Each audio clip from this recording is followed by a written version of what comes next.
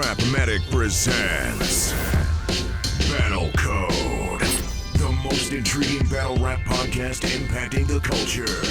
What's happening, handsome? You now tuned in your boy Loaded Much. You know what's up when I'm rolling up, huh? Ace is click fast with the Harlem still at 8 train slick. Hear me. You now tuned in the Battle Code on RapMatic, huh? So we get this work. Brace yourself and don't miss out on a cultural revolution. In the battles, what do you say about you being accused of always like recycling or going to? Because I'm on the fence with it. Sometimes I don't think that a lot of times girls have been able to do that. Like as opposed to like if you forgetting or you're gonna choke or whatever, just go into another zone just to keep. Because sometimes I think that's what it is. You know what I mean? Like no, what it be with me? What it be with me is that I honestly don't be remembering what I say on stage. So I mean, if I did jump into it, it was an accident, and it was for 2 bars, and I switched out. I don't feel it's recycling if it's mine. Jordan, when Jordan back a nigga down, I never forget Mook said they accused Mook of us of recycling that one time. I don't know if you remember that. They had to join up with Mook recycling. Mook said they said I repeat the same lines. Well, Jordan used the same move, and it worked every time. Right.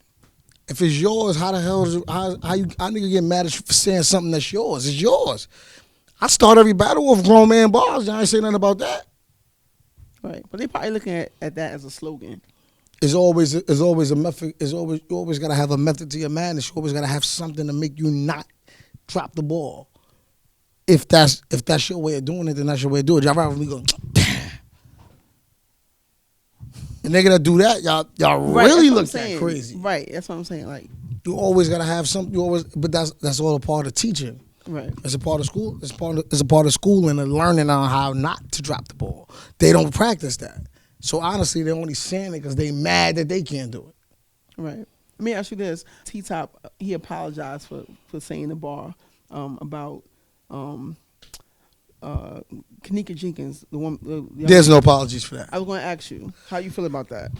There's no apologies for that. There's no apologies for Sandra Bland, man. There's family members and people that's really going through shit like that, and then you have the nerve to even had the guts to play with somebody like that in a place, especially known like Chicago. That's a place that's known for putting in that kind of work. How can you ever think you could disrespect this girl that actually went in that freezer and all of this shit that happened? Her family is actually going through what happened to her. They still ain't gonna get to the bottom of this. Right. And you got the nerve to say this shit like you built like that. Deal with it. Don't apologize. You said it. Deal with it, because I don't apologize. You wouldn't apologize. I don't apologize for nothing I say. I was gonna say, 'cause sometimes you say you might straddle the fence with certain bars, but if I do, where we going from here? Right. Okay. I ain't gonna apologize. Now, I'm not saying that they didn't deserve an apology. I'm saying I wouldn't apologize for nothing I say. So him apologizing he apologizing because they on his ass, not because he's wrong. He apologizing because they said you can't come to the Midwest. That's why he apologizing. He ain't apologizing because he mean it. That's the politically correct thing to do. Right. If you really meant, do you think? Well, you think he's wrong, or is he wrong for saying it? For saying it. Him knowing the power and the voice that we got as black people, yes, he's wrong for saying it.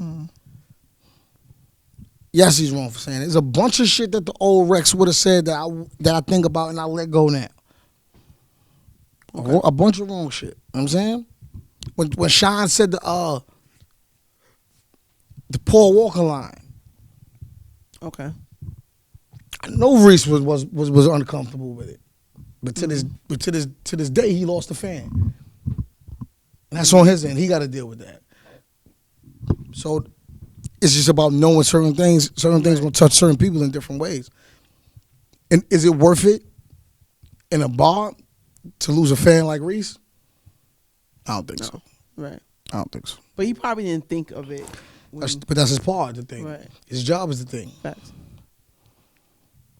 That's how that go. Let me ask you about this. Another topic outside of battle rap. What's your thoughts? Because your content is a lot about it. The Troy Ave situation. What's your thoughts on that? With him, it's a touchy situation, but what's your thoughts on that? Troy's put in a real difficult situation. Right. Because for one, you killing live,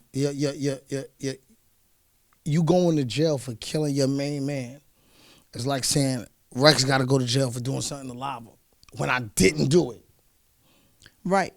That's the Now, main fact the that only a lot way of out of people that, ignore it, the right. only way out of it is getting the nigga murdered that really did it, so you can tell on the dead man. Because now you ain't telling nobody. Right. Okay. That's the only way the streets can look at it and say it's not snitching, because in all actuality, it is snitching. But then I can understand the pressure that you're going through because it's his friend's family. That's a person he got real love for. You know what I'm saying? A person that stood with you when everybody else straddled, nigga, and try to hold you down. Right. And took those for you. So it's a double-edged sword, you know what I'm saying? Right. Shout out to Troy, man. I mean, he in a tough situation, man. I don't look at him no different.